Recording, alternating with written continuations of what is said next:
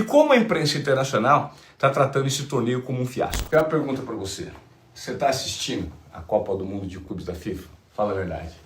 Você viu os números de audiência do Super Mundial da Copa do Mundo de Clubes da FIFA? Eu estava preparando um outro vídeo aqui pro canal, mas aí eu vi que tá uma polêmica aí pelo que o Ivan Moré falou do Mundial de Clubes, e eu trouxe aqui pra gente ver junto, que eu vi meio que por cima. Vamos ver o que ele fala e depois eu vou comentar também. E aí eu vou trazer também os números de audiência que foram divulgados lá na Europa, e teve um aumento gigantesco, principalmente pelo que os times sul-americanos estão entregando dentro desse campeonato. Quais são os reais interesses da FIFA com essa Copa do Mundo de Clubes? O que está rolando por debaixo dos panos? É um dos movimentos mais questionáveis da história do futebol, tá? Um jogo onde o dinheiro está falando muito mais alto que qualquer amor à camisa, qualquer gol, qualquer torcida, e vou tentar explicar para vocês.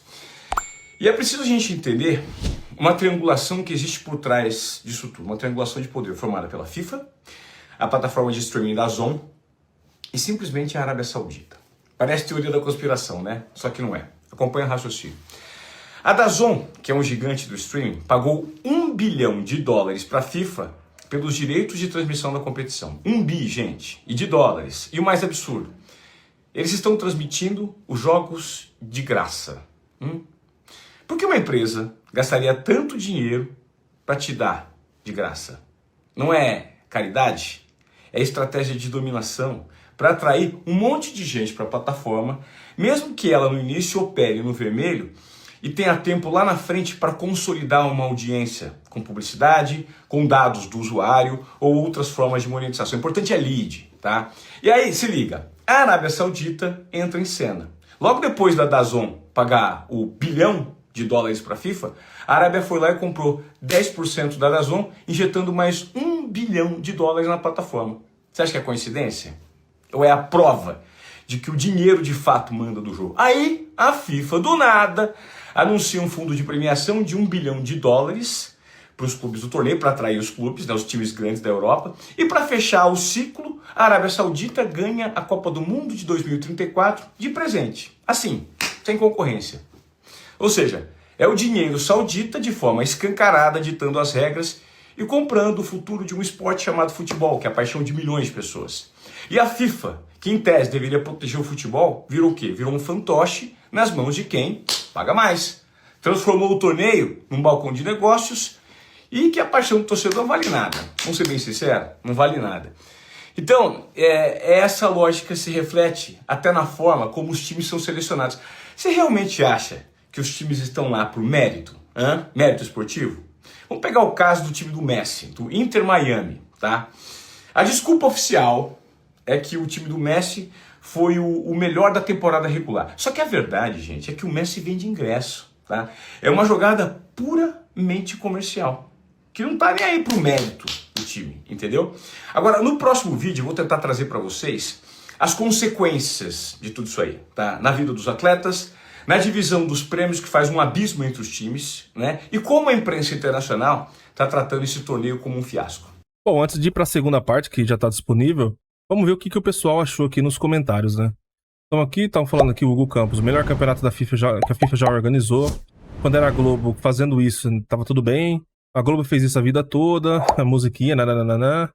Esse daqui tá apoiando a fala dele, né? Adorei a explicação. Bom, beleza, então vamos para a parte 2 e depois eu já comento. Tem uma pergunta para você. Você está assistindo a Copa do Mundo de Clubes da FIFA? Fala a verdade.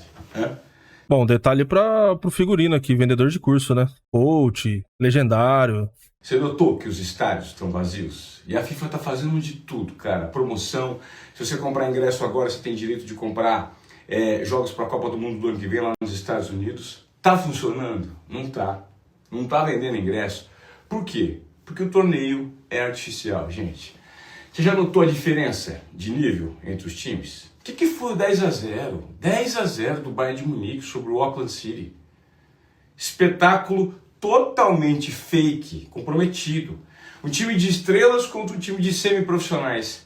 Isso sem contar uma competição que arrebenta os jogadores, né? Por quê? Por causa do calendário. Os caras já enfrentaram uma temporada exaustiva e a FIFA, né, vai lá e mete um torneio gigante no calendário. Isso aumenta o risco de lesão, desgaste físico, desgaste mental. Isso pode comprometer carreiras de jogadores, cara. Será que a saúde e o bem-estar dos craques vale menos que o lucro gerado por esse tipo de torneio? Outro ponto importante, a distribuição do dinheiro. Para atrair mais clubes, a FIFA está dando uma premiação absurdamente alta, recorde. Só que a maior parte fica com quem? Fica com os times europeus, que já tem fortuna. Daí os gigantes do futebol ficam mais poderosos. Você acredita que isso contribui para um futebol mais justo, mais equilibrado? A mídia internacional e algumas figuras super importantes, né, do futebol têm sido bastante críticas com esse torneio. O The Guardian, que é o jornal lá da Inglaterra, ele destacou os estádios vazios, o desinteresse do público. A BBC, o New York Times, apontaram críticas à FIFA por não expor mensagens antirracismo, que é um papel da FIFA, né? O presidente da La Liga, o Javier Tebas, disse que o torneio é desnecessário porque desorganiza completamente o calendário. E ele tem razão. O Jorge Valdano, que é jogador, falou que o torneio é um circo comercial focado apenas no aspecto financeiro. Tá certo. No final... Só fazer uma pausa aqui pela mesma frase que ele diz ao mesmo momento sobre a FIFA, né, boicotar frases antirracismo. Ele cita o presidente da La Liga, o Javier, que foi um dos que não fez nada quando o Vini Júnior sofreu aquelas ofensas lá jogando pelo Real Madrid na La Liga e não resolveram nada. Então, chega até a ser um pouco hipócrita ali na mensagem dele. Mas vamos seguir aqui. No final das contas, essa nova Copa do Mundo de clubes aí da FIFA, ela nos questiona, ela nos força a fazer uma pergunta crucial. O que é mais importante? O dinheiro e o poder da FIFA? Ou a essência do futebol, a saúde dos atletas, o equilíbrio das competições e a paixão dos torcedores? A sensação que eu tenho é que a balança, infelizmente, está pendendo para o lado errado. Bom, pegando esse gancho final aqui, a sensação que eu tenho é que isso daí tem um pouco de clubismo. Pra quem não sabe, o Ivan Moré, que foi apresentador da Rede Globo, hoje eu acredito que esteja na Rede TV. Ele é corintiano, né? Então pode ser que o lado clubista dele tenha pesado. Porque até mesmo nos comentários aqui, ó, todo mundo apoia o campeonato. O sul-americano gostou demais. E tem até a questão dos brasileiros se juntando com o argentino aqui pra querer bater no europeu. Então virou um duelo sul-americano contra os europeus. Então a maioria esmagadora aqui, tá gostando sim do campeonato. E você pode ver aí nos comentários, na própria internet aí, que o pessoal tá gostando sim. Você concorda com o que o Ivan Moré falou sobre o Mundial de Clubes? Realmente ninguém tá gostando, o brasileiro não tá gostando, o sul-americano não tá gostando. Eu vou trazer os números daqui a pouco, mas antes que ele falou aqui também, na questão de estão boicotando, falas antirracismo, religioso e tudo mais. Mas na Copa do Mundo também é a mesma coisa. A Copa do Mundo ele segue o mesmo protocolo FIFA, certo ou errado, não tô pegando o mérito se tá certo ou não, mas ele tá seguindo o protocolo da FIFA. Outra coisa, que fala que os 10-0 do Bayern contra um time amador. Cara, a gente cansou de ver seleções aqui, na própria Copa do Mundo de Seleções, a gente cansou de ver aí com seleções que tinham jogadores com duas profissões. Tinha a profissão normal, de pedreiro, professor e tudo mais, e quando era na Copa do Mundo ia defender o seu país. Então, algumas coisas ele pode ter razão, questão de números e tudo mais, faz todo sentido. Tudo que tá por trás, a Arábia, tanto dos movimentos que eles já fizeram anteriormente, levando grandes nomes pra lá, o Cristiano Ronaldo chegar lá, movimentar essa Arábia que eles queriam. A própria última Copa do Mundo, né, que já era um projeto também, que foi duvidosa e tudo mais. Agora essa outra que ele citou. Mas o que levanta a questão é porque ele tá falando que esse campeonato não tem resultado. E aí dentro disso eu tenho essa informação aqui, que eu vi através do Planeta do Futebol, que ele trouxe sobre o Marca da Espanha. E aí aqui, né, tem a matéria completa no Marca, depois se você quiser ler por completo. O Mundial de Clubes está se consolidando como um dos eventos esportivos mais assistidos do verão na televisão aberta. No último domingo, 15 de junho, a partida entre PSG e Atlético de Madrid arrebatou os índices de audiência, tornando-se a partida mais assistida do dia. Transmitida pelo Tele5 a partir das 21h04, horário de lá, né, da Espanha, a partida alcançou uma audiência média de 2.670.000 espectadores e uma audiência de 22,8%, demonstrando o enorme apelo do futebol internacional no horário nobre. Além disso, a partida atingiu seu pico do dia às 22h36, com 3.320.000 espectadores assistindo ao vivo. No total, mais de 7.200.000 pessoas assistiram por pelo menos um minuto, consolidando a posição da Tele5 como o principal canal da noite e reafirmando o sucesso da estratégia da Mediaset de transmitir o torneio em canais abertos. Bom, e aqui segue as informações, tem muita informação falando sobre o Fluminense. Então aqui a matéria do Marca não é matéria que a gente inventou, não é criação de internet ou marca da Espanha, trazendo o sucesso. O próprio título da matéria já diz. O Mundial de Clubes foi um sucesso retumbante na televisão. Partidas com milhões de espectadores e números recordes de audiência. O torneio continua entre os mais assistidos no ranking de audiência. E aí, outra notícia importante é que a CBF oficializou a candidatura para receber o próximo Mundial de 2029.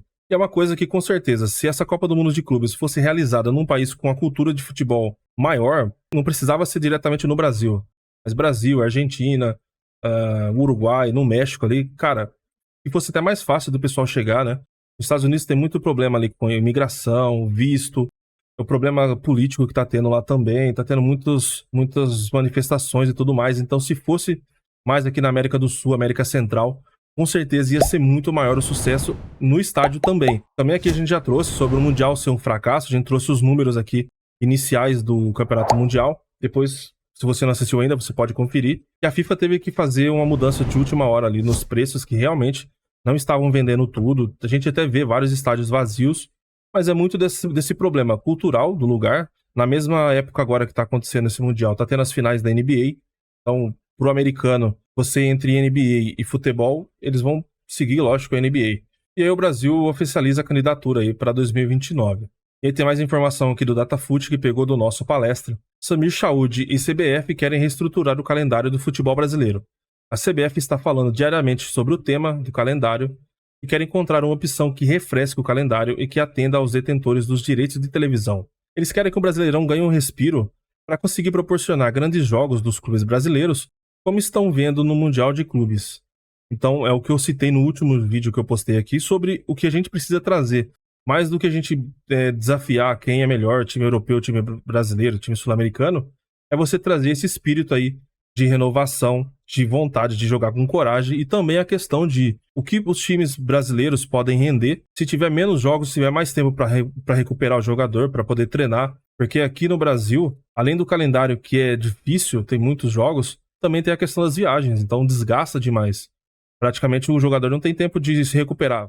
Você concorda com o que o Ivan Moré falou sobre o Mundial de Clubes? Realmente ninguém tá gostando, o brasileiro não tá gostando, o sul-americano não tá gostando? Deixa aqui a sua opinião que eu quero saber, porque, na minha opinião, acho que ele tá um pouco enviesado aí. Um pouquinho do clubismo, falou um pouquinho mais alto. Deixa seu like se você não fez ainda, deixa sua inscrição também, que ajuda muito o nosso trabalho. E também o YouTube entende que você gosta desse tipo de conteúdo sobre o Palmeiras, sobre curiosidades, né, dos bastidores. E eu te espero no próximo vídeo.